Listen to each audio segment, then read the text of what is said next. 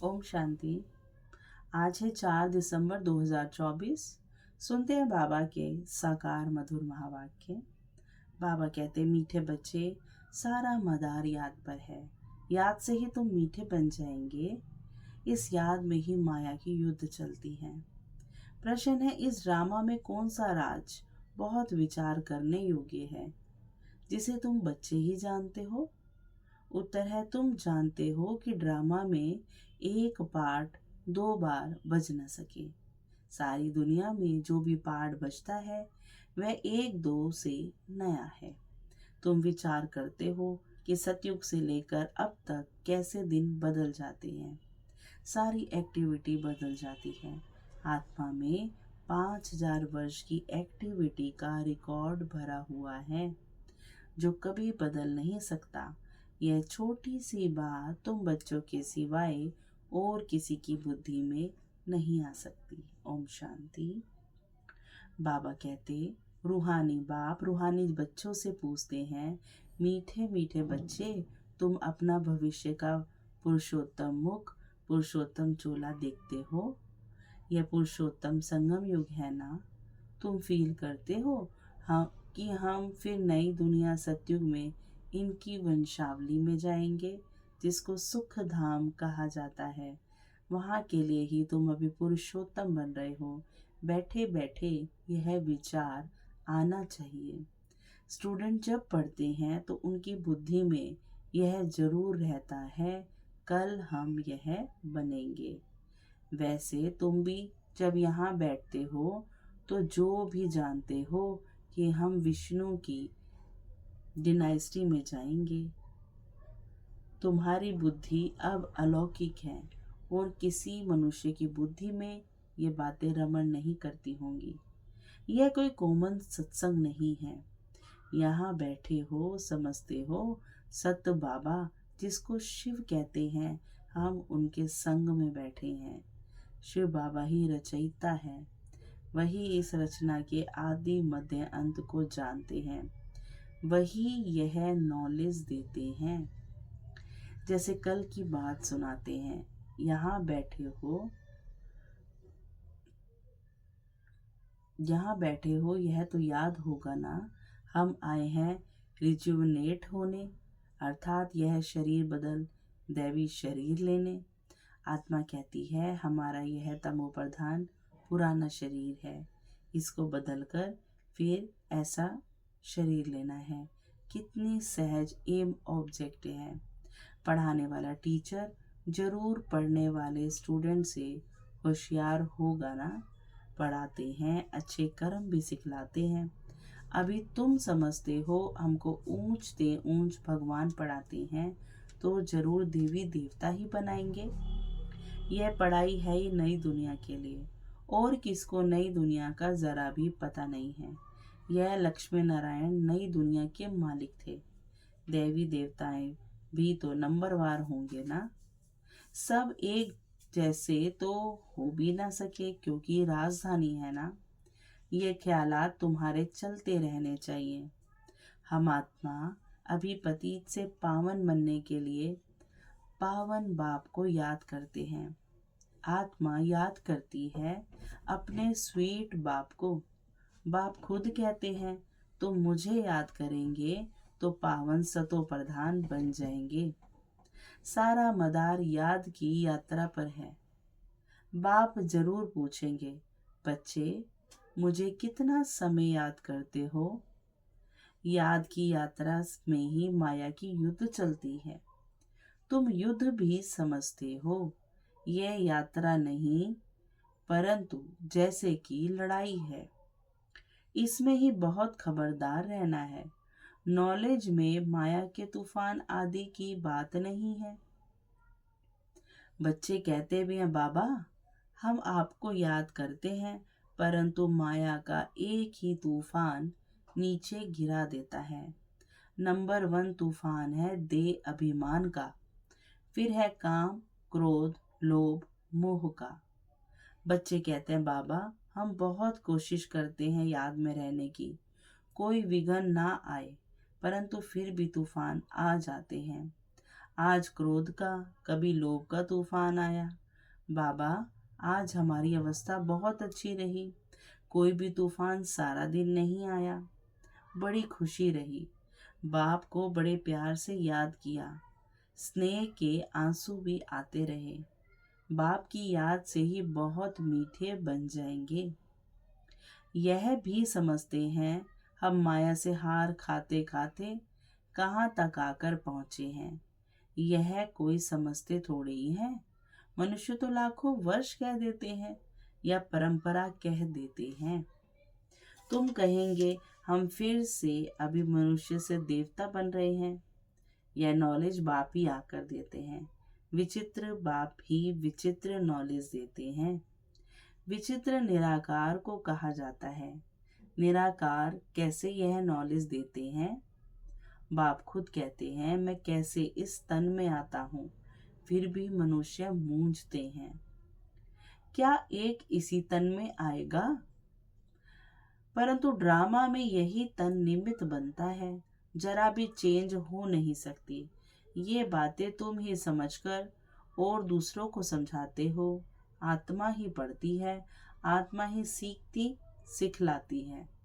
आत्मा most valuable है। आत्मा अविनाशी है। सिर्फ शरीर खत्म होता है। हम आत्माएं अपने परम पिता परमात्मा से रचता और रचना के आदि मध्य अंत के 84 जन्मों की नॉलेज ले रहे हैं। नॉलेज कौन लेते हैं? हम आत्मा। तुम आत्मा नहीं, नॉलेजफुल बाप से मूल वतन, सूक्ष्म वतन को जाना है। मनुष्य को पता ही नहीं है कि हमें अपने को आत्मा समझना है। मनुष्य तो अपने को शरीर समझ उल्टे लटक पड़े हैं। गायन है आत्मा सत्य चित आनंद स्वरूप है। परमात्मा की सबसे जास्ती महिमा है। एक बाप की कितनी महिमा है। वही दुख हरता सुख करता है।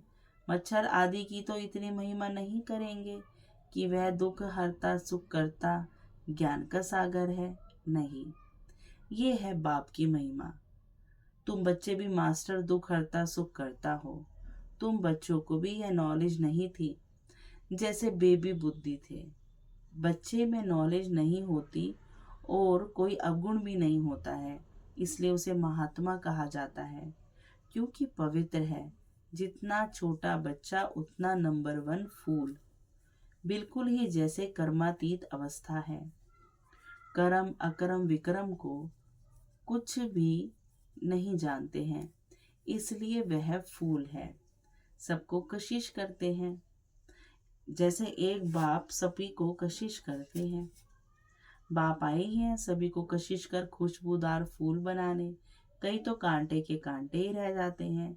5 विकारों के वशीभूत होने वाले को कांटा कहा जाता है। नंबर 1 कांटा है देह अभिमान का, जिससे और कांटों का जन्म होता है। कांटों का जंगल बहुत दुख देता है। किस्म किस्म के कांटे जंगल में होते हैं ना, इसलिए इसको दुख धाम कहा जाता है। नई दुनिया में कांटे नहीं होते, इसलिए उसको सुख धाम कहा जाता है। शिव बाबा फूलों का बगीचा लगाते हैं। रावण कांटों का जंगल लगाता है, इसलिए रावण को कांटों की झाड़ियों से जलाते हैं और बाप पर फूल चढ़ाते हैं। इन बातों को बाप जाने और बच्चे जाने और न जाने कोई। तुम जानते हो ड्रामा में एक पार्ट 2 बार बज न सके। बुद्धि में है, सारी दुनिया में जो पार्ट बजता है वह 1-2 से नया है। तुम विचार करो, सतयुग से लेकर अब तक कैसे दिन बदल जाता है। सारी एक्टिविटी ही बदल जाती है। 5000 वर्ष की एक्टिविटी का रिकॉर्ड आत्मा में भरा हुआ है, वह कभी बदल नहीं सकता। हर आत्मा में अपना अपना पार्ट भरा हुआ है। ये छोटी सी बात भी कोई की बुद्धि में आ न सके। इस ड्रामा के पास्ट, प्रेजेंट और फ्यूचर को तुम जानते हो। यह स्कूल है ना। पवित्र बन बाप को याद करने की पढ़ाई बाप पढ़ाते हैं। ये बातें कभी सोची थी कि बाप आकर ऐसे पतित से पावन बनाने की पढ़ाई पढ़ाएंगे। इस पढ़ाई से ही हम विश्व के मालिक बनेंगे। भक्ति मार्ग की पुस्तक ही अलग है, उसको कभी पढ़ाई नहीं कहा जाता है। ज्ञान के बिना सद्गति हो भी कैसे? बाप बिना ज्ञान कहाँ से आए जिससे सद्गति हो? सद्गति में जब तुम होंगे तब भक्ति करेंगे? नहीं, वह है ही अपार सुख। फिर भक्ति किस लिए करें? यह ज्ञान अभी ही तुम्हें मिलता है। सारा ज्ञान आत्मा में रहता है। आत्मा का कोई धर्म नहीं होता। आत्मा जब शरीर धारण करती है फिर कहते हैं फलाना इस धर्म का है। आत्मा का धर्म क्या है? एक तो आत्मा बिंदी मिसल है और शांत स्वरूप है, शांति धाम में रहती है। अभी बाप समझाते हैं सभी बच्चों का बाप पर हक है।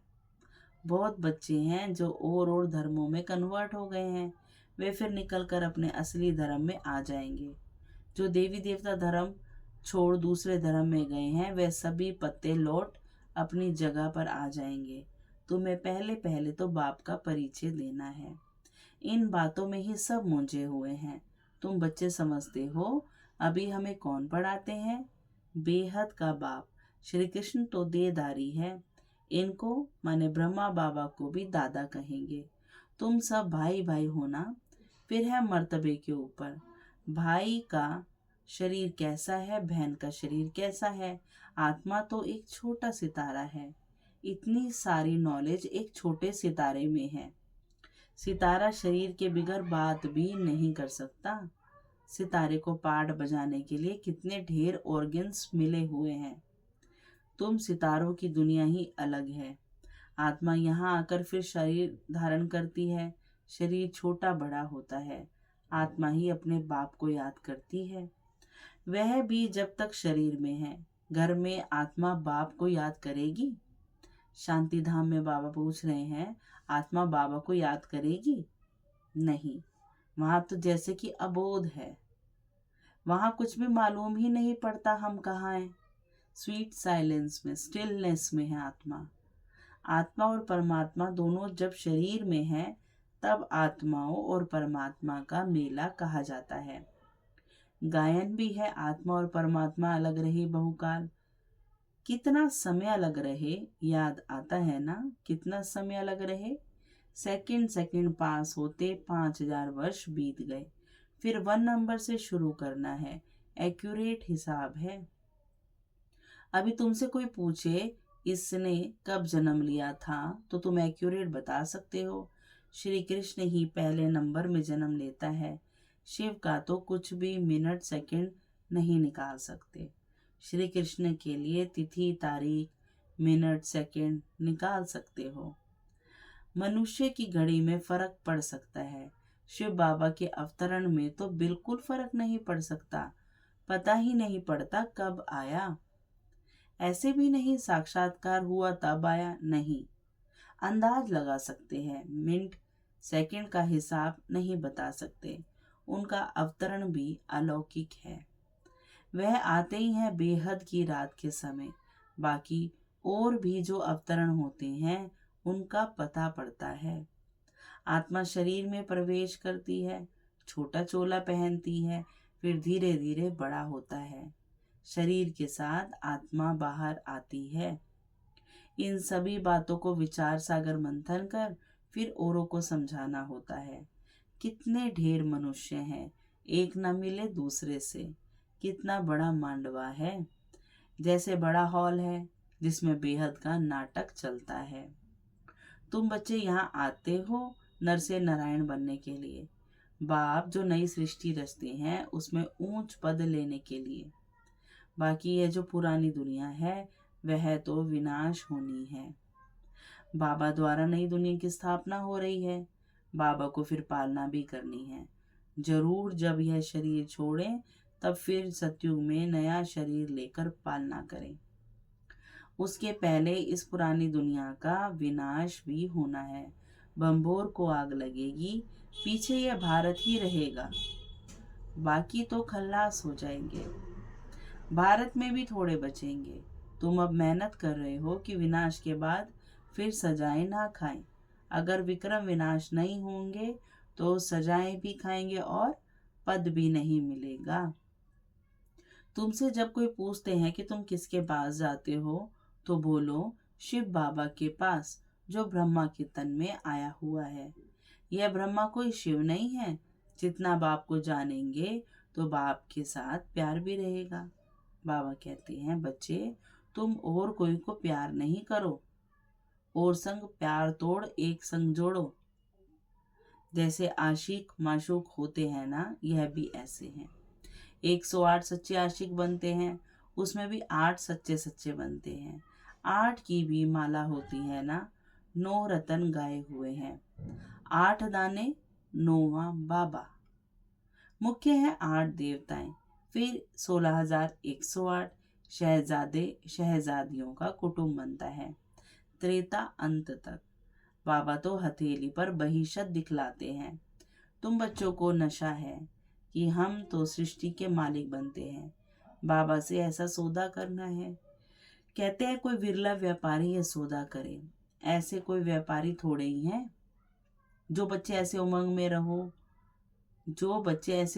में रहे, हम जाते हैं बाबा के पास, ऊपर वाला बाबा। दुनिया को मालूम नहीं है, वो कहेंगे वह तो अंत में आता है। अब वही कलयुग का अंत है, वही गीता महाभारत का समय है, वही यादव जो मूसल निकाल रहे हैं, वही कौरवों का राज्य, और वही तुम पांडव खड़े हो। तुम बच्चे अभी घर बैठे अपनी कमाई कर रहे हो।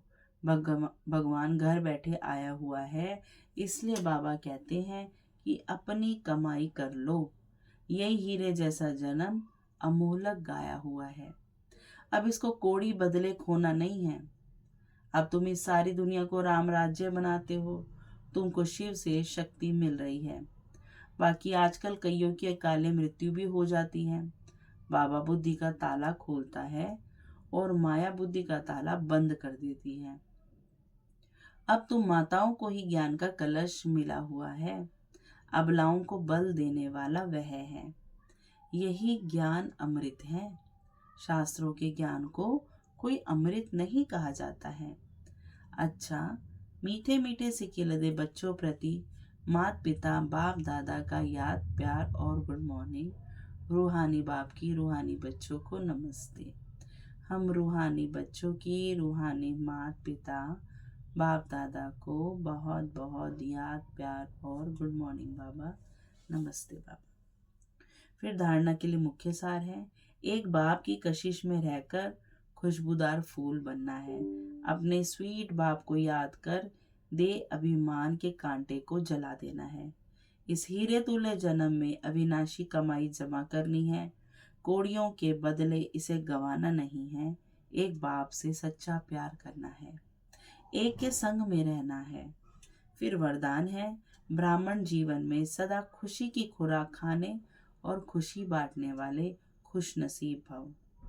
इस दुनिया में आप ब्राह्मणों जैसा खुश नसीब कोई हो नहीं सकता, क्योंकि इस जीवन में ही आप सबको बाप दादा का दिल तख्त मिलता है।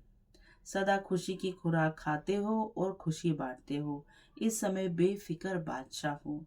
ऐसी बेफिक्र जीवन सारे कल्प में और किसी युग में नहीं है। सतयुग में बेफिक्र होंगे, लेकिन वहाँ ज्ञान नहीं होगा। अभी आपको ज्ञान है, इसलिए दिल से निकलता है, मेरे जैसा खुशनसीब कोई नहीं। फिर स्लोगन है, संगम युग के स्वराज्य अधिकारी ही भविष्य के विश्व राज्य अधिकारी बनते हैं। संगम युग के स्वराज्य अधिकारी ही भविष्य के विश्व राज्य अधिकारी बनते हैं। अच्छा, शुक्रिया मीठे बाबा, शुक्रिया।